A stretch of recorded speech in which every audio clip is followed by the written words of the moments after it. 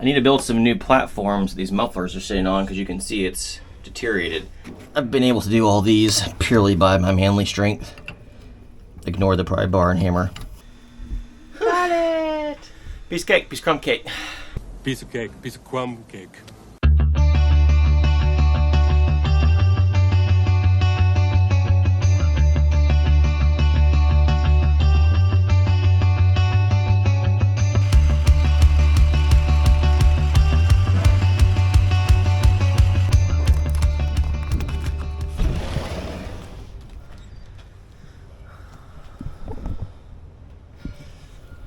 Oh gosh. Well, welcome to the Boatyard.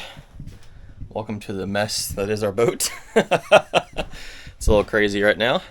So essentially when I get over here every morning, the first thing I do is typically open the windows, and Elise is texting me to let me know that breakfast is ready. So that's kind of what I do. I get in here, I open the door, open the windows, that way I can kind of start to cool off in here. It's actually nice and cool now. Or I can get some of the humidity out of here. Our boat is a little nose down, just the way they put it on the hard. It's slightly nose down, and so instead of the water running to the rear bilge, it runs to the front bilge, which means it's inside. So you get a little bit more humidity in here when it rains and stuff, which it rained last night pretty heavy. So go ahead and open the windows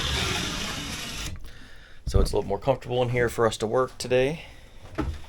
And then I always check the bilge. So we got a front bilge up here. I'll show you that.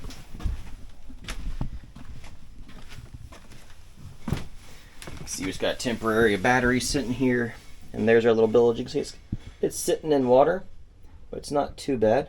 We discovered that we had a leak, which we've already taken care of. Yeah, look at the master bedroom, just parts, wire, belts, parts galore in this front cabin. But we just have a hose here, ran it out that front, down, and then pump the bilge overboard. But we realized we had a leak, and it was actually one of the rear vents in the engine room, which come all the way forward. I can actually show you kind of here on this side. It's this part right here. So this part comes in from the outside, and it's mainly along the engine room, like up top, up here. And that's where the venting is for the engine room, but it extends into the interior. You can see just a little bit on both sides. So it does it on this side, the port, and the starboard. So we had a pretty good leak that was coming in over here on this side from that one. It was back in there. So it took us a little bit to figure out where we had a leak from. And essentially, because the boat is a little nose down, the water normally runs off the back of the boat and goes out the scuppers. But because we're a little nose down, the water was kind of pouring off of the side, right where those vents are. And because those vents weren't sealed, it was leaking right into the boat, and it was rolling right up here. So we have fixed that. That's something we fixed quite a while ago. But it took us a little bit to figure out where was the water coming from. But once we've done that, the bilge has been much better. There's always going to be a little bit of water in the bilge because it rained really heavy yesterday, multiple times, and last night. And because we're, the nose is down, any water that makes its way back here into the engine bay rolls forward, just the way we're sitting. Normally it would roll towards the back and get bilged out. But at least just message that breakfast is ready. So time to do that. What's your cooking good looking? Instant oatmeal. And then we have some breakfast. So today just some instant oatmeal with some fruit and some coffee. Pretty common that we do the oatmeal thing. We've been just doing strawberries lately, which has been awesome because they've been in season. You complaining about bananas? No, I'm not complaining about bananas. I love bananas. All right, here comes the worst part of the day. I actually have to start working now. It's always hard to get started, but once you get going, it's good. And now I'm gonna go up top and start figuring out this solar system. And Elise is gonna be, what are you doing? Cleaning the sloppy bilge. She's gonna be cleaning the sloppy bilge. Let me show you the outside of the boat here so you can kind of see what it looks like.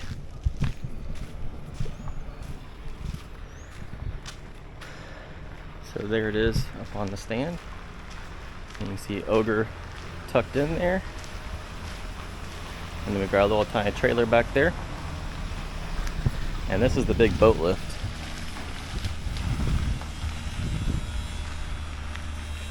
So this thing's pretty wide and it needs space to be able to drive through here. So that's why we gotta tuck Ogre back in there. So he sits further back than the front of our boat, kind of like this truck here we're parked back in. You see the Boatyard, they've already got a lot of stuff done. They started on this last week. So got a lot of stuff patched. And while we're on the outside of the boat, let me show you the trim tabs that I already replaced. So I put in new trim tabs. So these are new. And then the hydraulic lines inside the reservoir, basically the whole trim tab system is new. I still have to run the wires up to the helm, but got a lot of stuff to run up there, so trying to wait and do it all at once. But you can kind of see this is our little work area here. Got the trailer, kind of works over here. So we'll pull some tools out, work here. And then we power anything we need power with via the van. So obviously we've got a solar system in Ogre, and we've got a little garage back here on the back with a 20 amp outlet and via our inverter.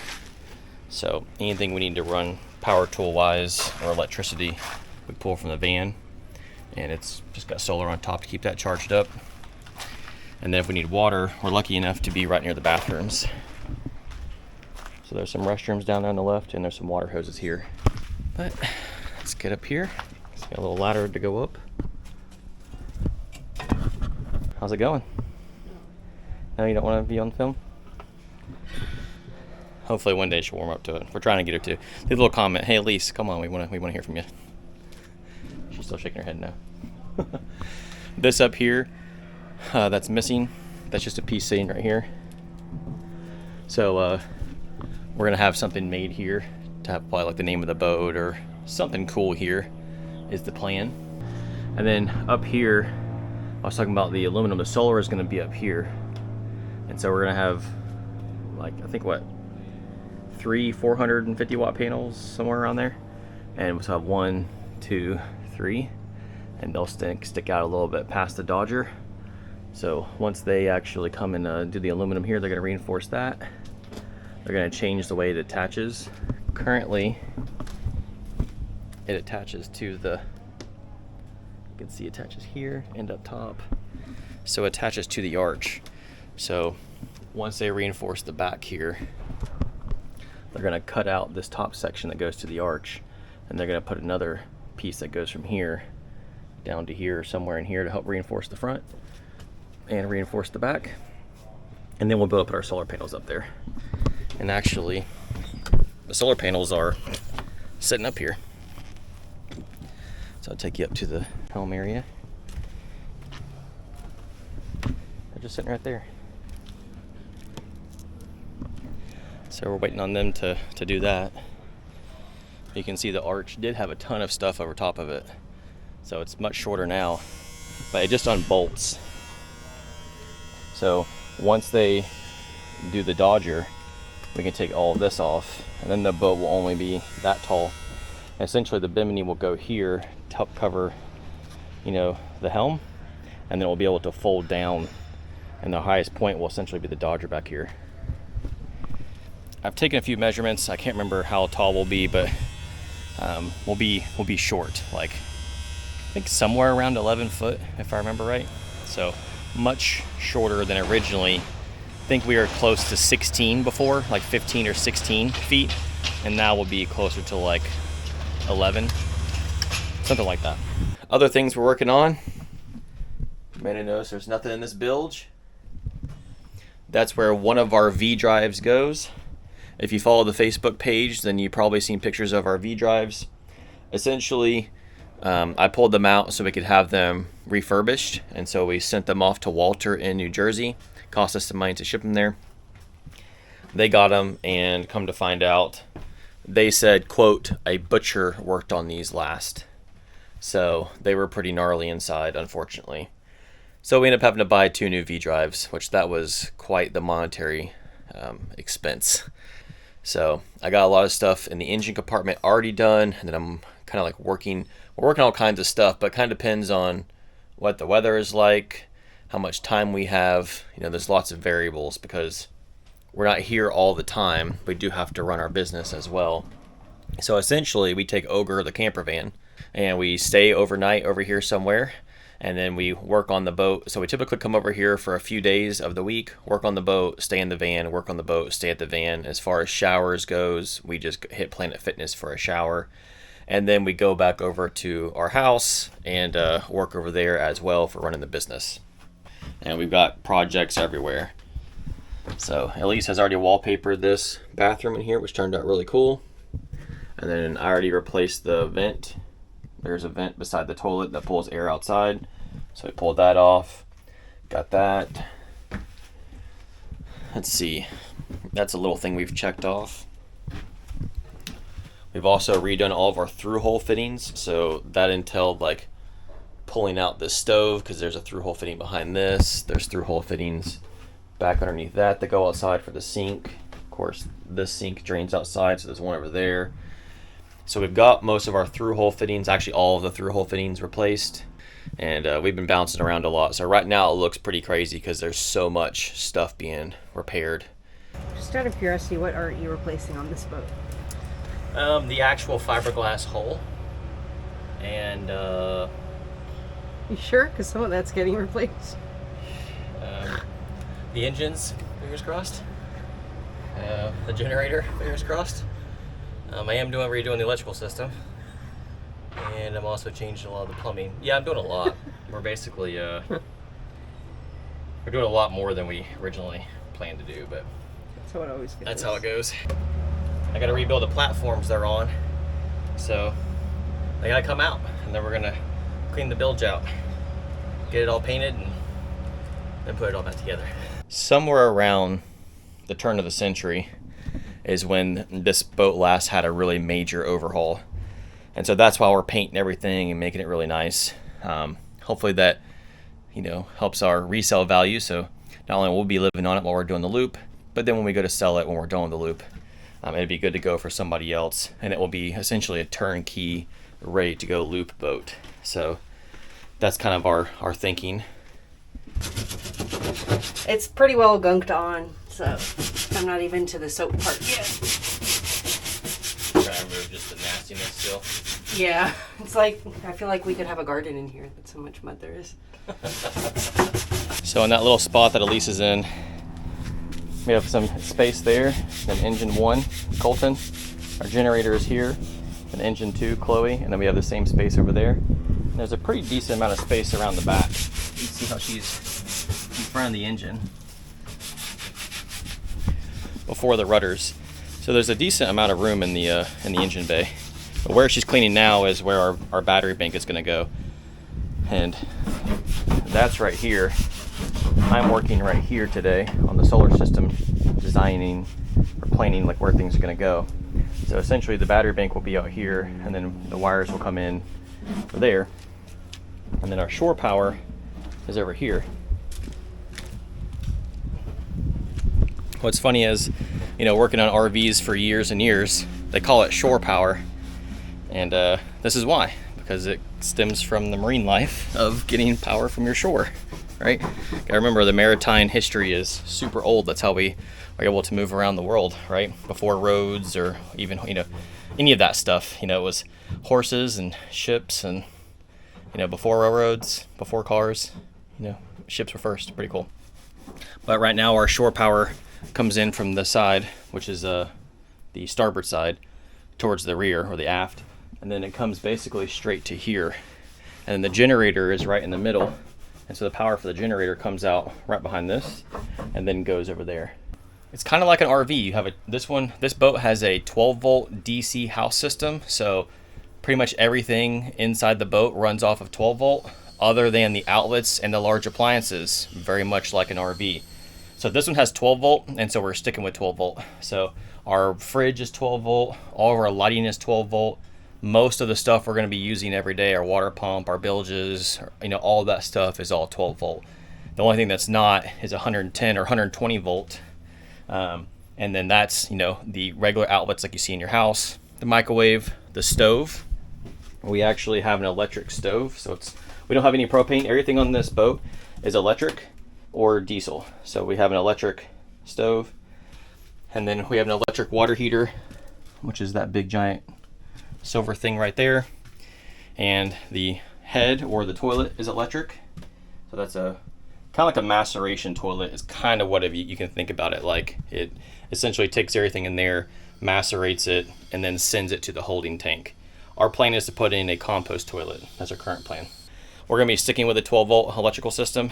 I know a lot of people are saying, oh, 24 volt and 48 volt is more efficient, but you got to remember, if you're going from 48 or 24 down to 12, you're going to lose efficiency when you're converting. So most converters going from 24 or 48 down to 12 are only about 90% peak efficiency. So if we say they're 90% efficient, that means you're losing 10% of your power converting it from a higher voltage to a lower voltage. So since the majority of our loads are already 12 volt, it'd actually be less efficient for us to go with a 24 volt or 48 volt system. Now, yeah, we could save some money on the solar, the size of the charge controller, and then we could save a little bit of money on the wiring, but we have pretty short wire runs.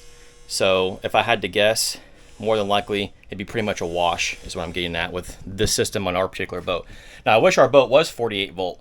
That'd be awesome, because then we could use smaller wire. We could go with a full 48 volt system, but it's not. It's 12 volt. So we're gonna stick with that to keep it the same efficient, or keep it more efficient, basically. But got this figured out here. There's actually two main, kind of like how there's two main shore power lines with line 1 and line 2. And they're two individual circuits, completely individual. There's two individual DC systems as well. So DC 1 and DC 2. And it's kind of like the AC side. There's some stuff on one and some stuff on the other. But obviously it's still all powered directly by the battery. Starting to pull some of my solar components. And I did myself a favor and made a little, I just wrote out, like drew a little diagram. It's not exactly correct.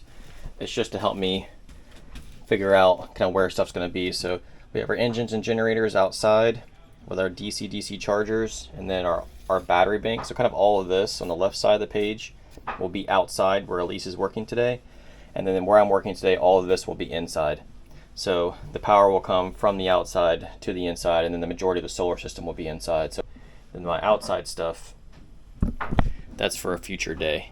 Once that's all cleaned up and we get the batteries installed and the mufflers and all that back in, and then I'll do all that wiring out there. So it's gonna be like a two-part for the solar build, basically. Lisa's running away from the camera again. That's what I do best. What can I say? She got this side mostly cleaned up. Check it out. It's looking fantastic. Extend it, show you. Obviously still pretty grody. But essentially she's done here for now. And then once I get this engine cleaned up, gotta flake all this stuff off, and then kind of do the same thing with the generator.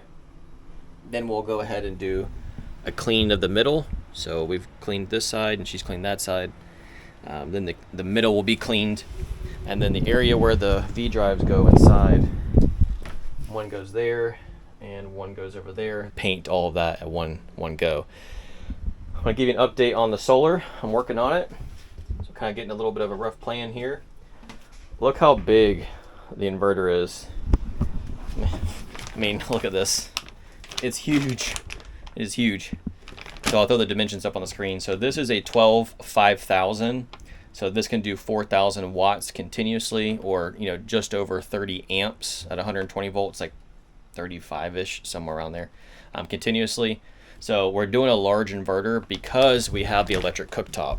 And so if we're cooking and we want to use the microwave, or we want to use the kettle to make hot water or some coffee or whatever, we want to be able to do it without having to run one thing then the other, like we have to do in the van. So we went with a really big inverter. So again, this is a 12-5000. And I mentioned earlier that we're going with the 12 volt system for the efficiency, and I know I'm probably gonna get some kickback on this. If you look at the 12 volt, the 24 volt, and the 48 volt inverters, yes, the higher voltages ones are a little bit cheaper and they're also a little bit lighter. However, their efficiency isn't much difference. If I remember right, the 12 and 24 is like a 1 or 2% efficiency difference. So that 10% loss converting everything on the DC side would get eaten up.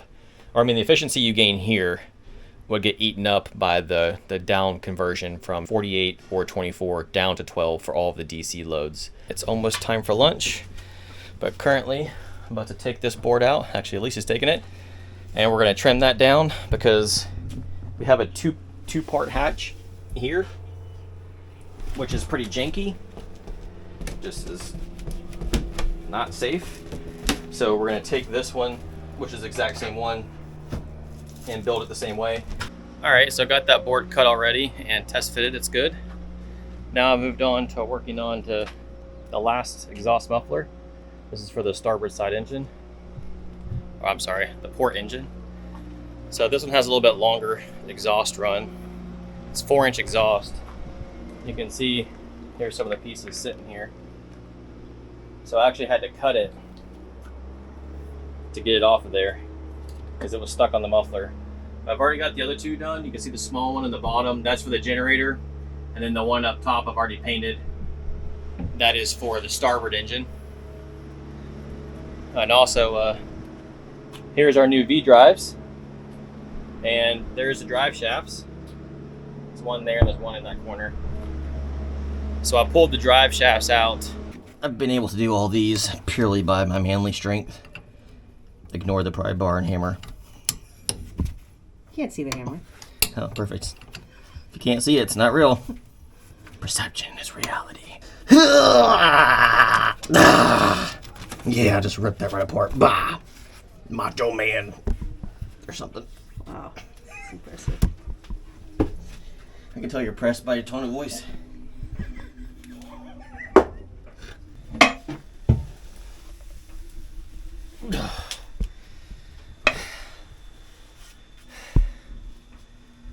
Got it! Piece of cake, piece of crumb cake. Since the V drives are already out, went ahead and pulled the drive shafts and cleaned those up and painted those as well. Again, it's like I'm already in there, I might as well go ahead and clean some stuff up and get it painted. Sorry it's loud, the travel lift is going by. It's kind of cool to watch. So I'm going to work on getting these off of here now, so that way I can clean it up and paint it. Hopefully they turn out as good as these did. And I guess I might as well recharge you while I'm recharging myself. What we got? Sammy's?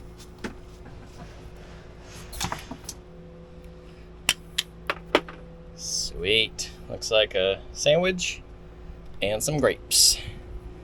And sweet tea. Oh, and some sweet tea. Not bad. All right, lunch is over. I've already been working on this. Got the pipes off, the old exhaust pipes. Then I took it over and washed it, and now it has one coat of spray paint. So, well, it can't be a day, working on a project unless you go to the hardware store. So we had to run to the local Ace and back to get some screws. But I've got quite a bit mounted up. This is one of those days where I feel like I got hardly anything done because it was some planning, but I did get this board made, which is nice. Got all this kind of figured out and roughly mounted for now. And essentially this is where everything's going to go. You can see that the platform is a little elevated for the inverter, and that also helps hold that board down. And then the charge controller helps hold that down. So this is essentially where all the stuff in here is going to live. So it took a little bit of figuring out. I have to think about a lot of different things, like where the networking cable is going to come in, where the wire is going to come in, etc. And then, of course, I had to give, space around the inverter for it to cool. It needs 10 centimeters per the manual, which is just under 4 inches. So I just did 4 inches. So that should work out well. And I still got plenty of space here at the bottom for all my wiring to come in, since that will be kind of open anyways. All the 120 wiring will come in from over here. So I think it's going to work out pretty good. At least got this bilge down here cleaned up, and that dried out most of the day. Let's see, what else did we get done? My bagels. Elisa worked on a bunch of the straps for the exhaust system. So she got these all cleaned up. It's jewelry. They just had some surface rust on them. Nothing wrong with them. I am going to replace all the nylon lock nuts on them. Originally I was going to replace them, but they were like about $10 a piece, and we need like 30 of them or 40 of them. We need a bunch. Well, Elise has this cool stuff that cleans up the stainless. So she treated all that for us today, and then I decided to get some new locking nuts. So that way the actual locking nut is new, so the nylon portion is new. But yeah, they're all in good shape. It was just they had a little bit of surface rust. They didn't look that great, so that's why I was going to replace them. But got to draw the line somewhere. We've obviously got lots of parts and lots of stuff we've been replacing. Also got the, almost forgot. So basically it's towards the end of the day. The boatyard closes at 6. It's 5:30. So let's show you all around the boatyard just a little bit. At the end of the day, we close everything up and lock everything up. So work on that. Yes. That's nice. So do these. These two that you have open? Yeah, I just did these two. I didn't do the back two. Okay. And grab all my stuff. Thank you. Got everything else? All right. Well, here, I'll give you a Coke beverage. Thanks. I did get this painted with a few different coats. So the last muffler is done. So that's looking good. And we got to put up our cart, and we've got to put up our sawhorses. Basically, we don't leave anything out, so we have to lock it away every day. And it's a pain to back this trailer in because it's so close between the boats. So basically, when we're over here working on it, we've been leaving it here overnight because we leave right at the end of the day. So it's not in anybody's way. And then when we leave, we take it with us. So it's basically only here when we're here. That way it's not causing any issues with being in someone's way. Also, they moved the blocking today. So they repaired this already, this portion of the keel, but there's a couple cracks right there. So they're gonna work this way, but this block was in the way. So they put some more blocks in here, put an extra support there. All right, so it's getting close to the end of the day. We got about 20 minutes. We don't want to stay too long. So there's the big shop, the aluminum shop. But got some guys working out here. It's pretty big. It goes way back around. Crap ton of boats in here. Can't imagine the kind of money that they're making off this place. I'm sure the insurance is high as well, and then lots of other fees that go along with businesses like this. But the water is just on the other side of these boats, so you can see those trees are on the water. So let's go over there. Where do you want to cut through here? Yeah, I just wanted to look at some of the cool boats. Yeah, sometimes we walk around and look at other boats just because it's fun. Better than I'm working in our boat. Yeah, this is a secure anchor, CQR. Guess it's an old school one. I only know because I've been doing a lot of research into anchors because we need a new anchor. Because ours was bent. You know that if you watch the maiden voyage video. Look how cool this one is. Beautiful color. It's also cool seeing like the weird stuff. Like look at the sailboat, look at the keel underneath. It's probably lead. It's probably real heavy, like a big ballast down there. And then is the pirate boat still back over here?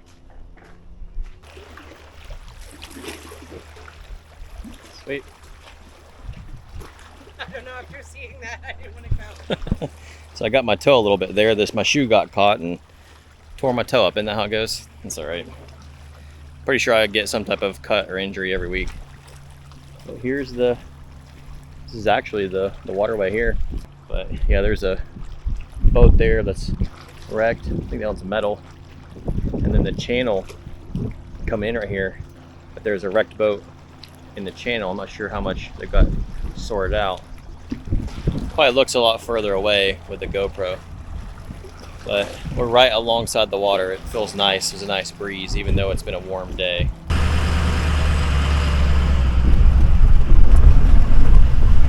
All right, now we've got a 2-hour drive home.